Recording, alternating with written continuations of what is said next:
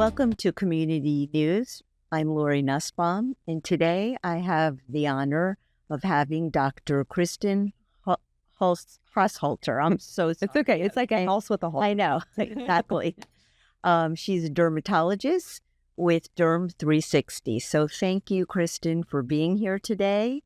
And I'm so happy that you're here, and I want to find out all about you. And how did you get into dermatology? Oh, thank you. Thank you for having me, first of all. Of course. So I'm an Alabama girl originally. Okay. And I grew up going to the beach, which was, an hour down the road from South Alabama, my small town.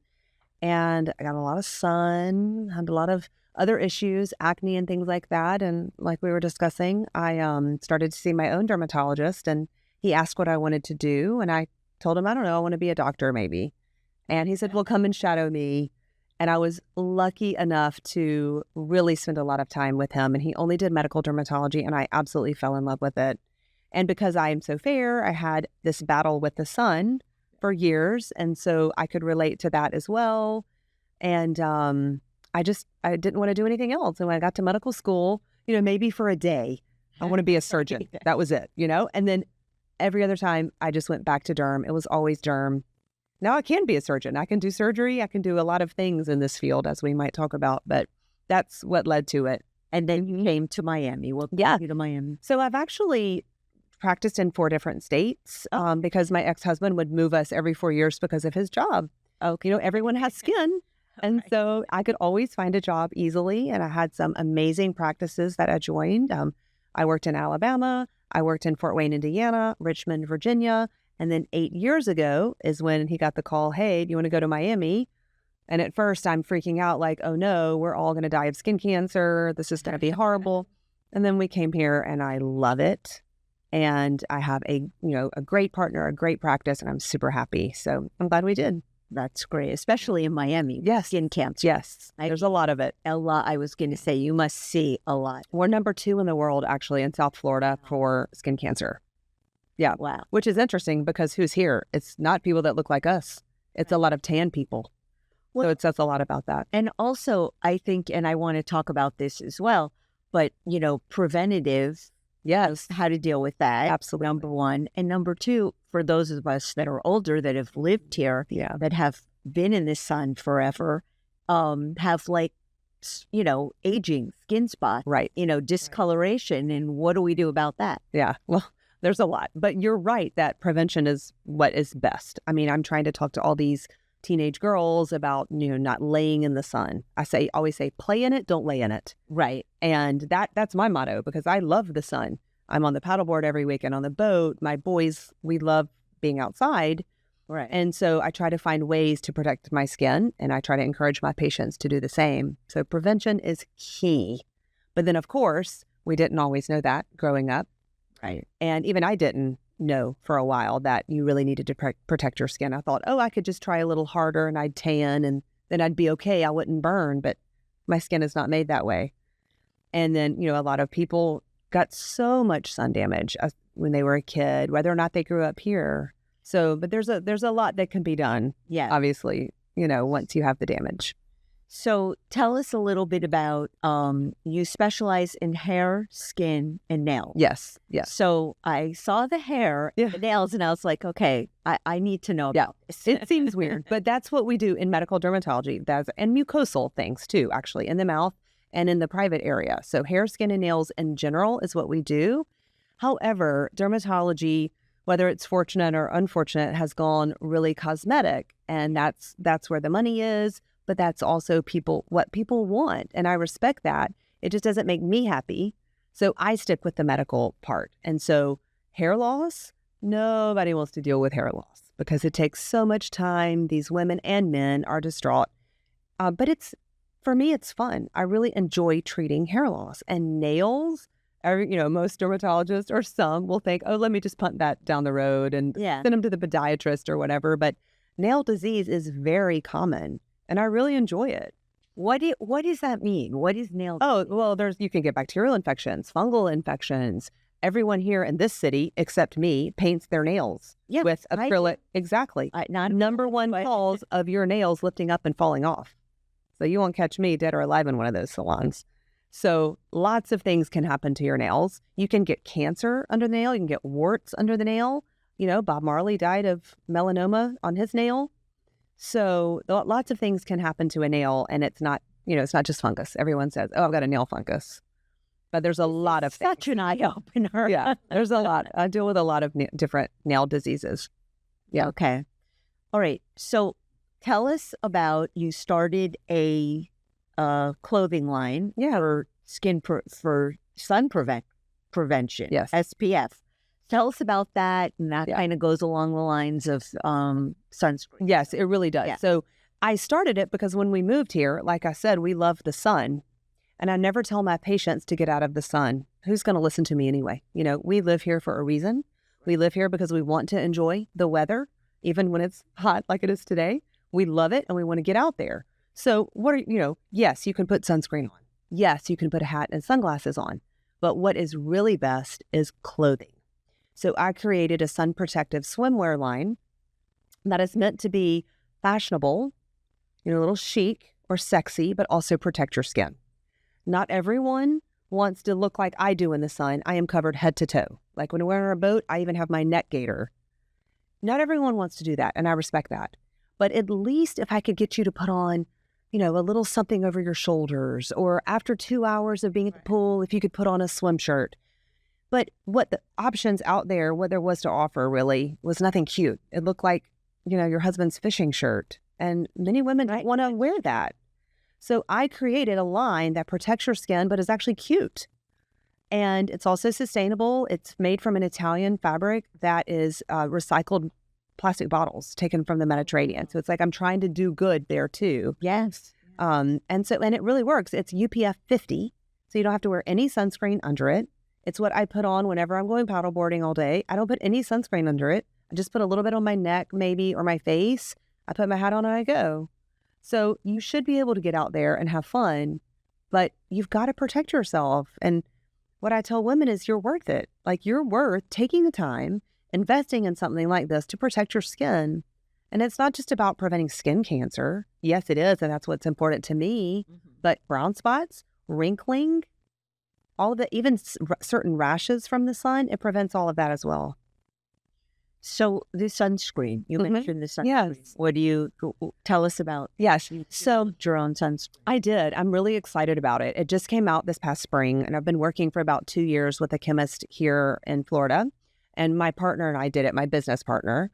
And it is all natural, which is what you want to look for in a sunscreen, in my opinion. I don't ever recommend the chemical sunscreens. A lot of them kill or affect the reef, which is a living organism. And why would you want to put something on your body, which is one big sponge, if it's killing some other living organism? Some of them have been associated with certain type of malignancies and can disrupt hormones. So I got rid of all of that, and I created an all-natural sunscreen. It's coconut oil based. It has very few preservatives. And the thing I think is really what makes it different is that because it's natural, people always think, oh, it's going to be white and thick. But it rubs in because zinc and titanium, are white. That zinc and titanium are what we need in the sun. Absolutely. That is the best. But think about the lifeguards from the 70s. They'd put the thick white cream or yellow cream on their nose. That's the old zinc. And this is newer zinc. And the technology is so much better and how they can formulate it. And my formulation rubs in super well. I even have patients who are dark African-American skin. You have to rub harder, a little longer. You do. It is a cream, but it rubs in so much better. And does it last? And it lasts. It's water resistant. So it's about 90 minutes. Any sunscreen, you need to reapply really every 2 hours.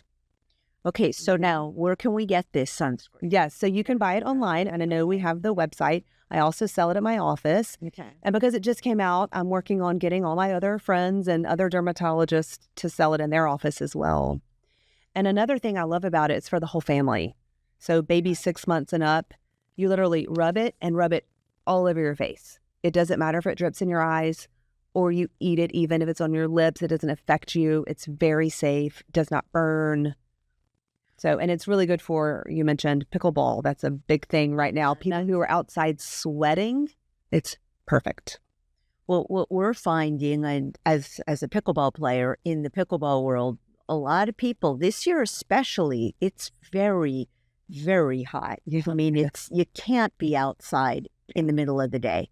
So and it's like burning. It is. It's It really, is. really bad. And most of the time, people avoid the sun when it's really hot like that. But even in the mornings or even in the evenings, you do. You really do. And of course, when you're playing, it's better to wear the sun protective clothing. Of course. But not everyone wants to do that. So the second best thing is sunscreen. Clothing is always best.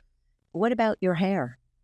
Sunscreen for your hair? Yes. Just to do that? So it doesn't affect your hair per se, but absolutely your scalp. Now, it can change the color of your hair, of course, but it doesn't, break it or affect the growth. But you can get sun and sunburns and skin cancers in your scalp. And so a spray is always recommended as best, or just put the cream in there. Better yet, a hat. But in certain water activities, that's not always possible. Yeah, good question. Right. Now, okay. Now tell us a little bit about you specialize in medical. Yes. Yes. So I noticed that you do a lot of immune situations. Tell us about that. How immune situations, because I know firsthand that, having an immune situation, it can cause breakouts and things like that. So there are a lot of different immune or what we call inflammatory diseases. A lot of different categories even. Psoriasis, for example, is one of them. Right. Atopic dermatitis or eczema is also an inflammatory skin disease. Then there are the more uncommon things like dermatitis herpetiformis or lupus. Those aren't necessarily rare, but there's a lot of different things, and that is what I do. And my favorite thing to say is, "Oh, you have a rash. This is great. I can't wait to see it." And I really do get excited about that. To me, what the skin presents in my clinic is like artwork. And my goal is to look at you and figure out what it is. I'll tell you, any dermatologist, not just me, we know what it is when we walk in the room 90% of the time. And if we don't, we biopsy and we'll figure it out. So, but we are trained to see and to recognize the pattern and know what it is. And to me, that's the best part of my job. So I get really excited about rashes. But then, of course, treating skin cancer, preventing skin cancer, doing skin cancer screenings is also part of my job. Acne is another big thing that we do. But you mentioned lupus. Yes. Lupus isn't a skin disease, is it? It is, but it can also be other places. So you can have it with or without. Yeah. Okay. So there's a form of lupus called cutaneous lupus. Okay. But then you may also have systemic lupus and not have it in your skin, or vice versa. Okay. Yeah. So I see you really like the medical side of it. What about the cosmetic side of it? Because that's a big thing now. It is. And I know that's what people want, including me as a patient. Yeah. So the only thing that I do personally is neurotoxins like Botox, because I literally keep it in my own fridge for my own face. I don't do anything else. I don't like it. It doesn't make me happy. I just don't want to do it. And that's okay, because I have partners who do. So I have a partner who does pediatric dermatology, which is, of course, medical. But then we also have another physician who works with us who does a lot of cosmetic. And so we're getting, she's doing a lot more lasers. That includes fillers, chemical peels, microneedling. There's a big talk now about PRP, the platelet-rich plasma, using your blood to help stimulate collagen in your face. Yeah. So all of those things, I just had someone do it for me because I don't enjoy it. But we want to offer that to our patients. That's why we call ourselves Derm 360. We'll see you when you're a baby, my pediatric partner, and then I'll take care of you an adult. Anything cosmetic you want, fine. And we'll see you through your whole life. Because really, you don't think about it. As a baby, you don't think, why does my baby need to go to the dermatologist? Unless something happens. Right, exactly. And you just like dealing with the medical side of it. I do, yeah. Which I think is so amazing, because I'm so used to going to the dermatologist and having them say, "Oh, I think you should do this," or and I just go for a skin check, or they're like, you should look into doing the laser, or look into it's always, let me see what I can sell you, as opposed to how I can help you. So, well, I hate that you've had that experience, and you never want to push anything on anyone. We try to answer their questions. And of course, people try to ask me all the time, what do you think I should do about this wrinkling area or whatever. And I just tell them, it's not my expertise anymore. I've forgotten pretty much everything there is to know about lasers. I just don't love it. And I'm blessed that I don't have to do that. I can really do what I love, but I have someone who is an expert in it who can help them. And so that's what we want to do, is to just put you in the touch with the right person. And if there's something cosmetically that bothers you, well, let's look at options about what we can do. And if there's not, and you're just there for a skin cancer screening or for your rash, then that's what we'll take care of. So is there something we can tell our viewers how to prevent skin cancer? I mean, obviously wear sunscreen, but what are some signs? What can we look for? Okay, that's a great question. So I tell everyone, you really need to do sort of a monthly-ish skin survey. We are all showering and touching our body and feeling things. Anything that's new, you need to let us know. You can't see your back, so you tell your partner, hey, what's back there? Is there anything new? Does anything look dark? Anything changing? Have them watch. A self-skin exam is very important. Obviously, we talked about sunscreen. Obviously, sunglasses is sunscreen for your eyes. You put on your hat as much as possible. But the biggest thing is really watch for new and changing things. It is not your job as a patient to know what it is. It is your job as a human, as you're taking care of your body, what is new and what is changing. You really should pay attention to that. And not everyone does. I have people come in, I'll say, how long has that been there? I don't know. They really don't know. But really, you should know. It's, right. Your health is important. You should know what is happening to your body. So new things or changing things. New things that bleed. For example, basal cell carcinoma is the most common type of skin cancer, most common type of cancer in general. The most common place for it would be the face. So if you have a little spot that looks like a pimple that is not going away, or that bleeds, or that hurts, you need to point it out. A mole that's always been brown and in one location for years, now it's growing a dark arm, or it's irregular, or it's bleeding, you need to point that out. So things like that is just be on the lookout on your own body. Great advice. Wonderful advice. And then the one thing I didn't say too is we recommend everyone in this city or in South Florida, everyone really with skin, to do a skin cancer screening every year. Every year. Because you don't see your scalp or your butt. I don't want to look at mine. Or between your toes. You don't look in those places. But those places, all three of those, I have found melanoma. And, you're not always looking for those things. Of course, in those areas where the sun don't shine, it's not usually related to sun exposure, right? But it can happen. So another reason to check the places that you don't always think to look. And preventative clothing, especially now in the summertime. Yeah. Wear long sleeves. Don't go out, But be careful, because not all fabric is UPF, meaning UPF is like SPF, ultraviolet protective factor. So a shirt, for example, like this is probably, maybe UPF 30, which is good. But if you're going to be out for hours, it's not good enough. There will be some sun that gets through it. Almost all of the fabric now that's UPF anything is UPF 50. And that's what you want to look for. A t-shirt is maybe SPF 15 or the equivalent to SPF 15. But if you get it wet, it's like a 5. The sun's going right through it. So it's really important that you check the fabric and it says UPF. Okay. And I want to ask you this. If you go and you buy sunscreen at the store, there's been myths about, do you get 30 or 50, anything over? How does that go? So it's really true that anything over 30, there's not much difference. So you look for 30 and above.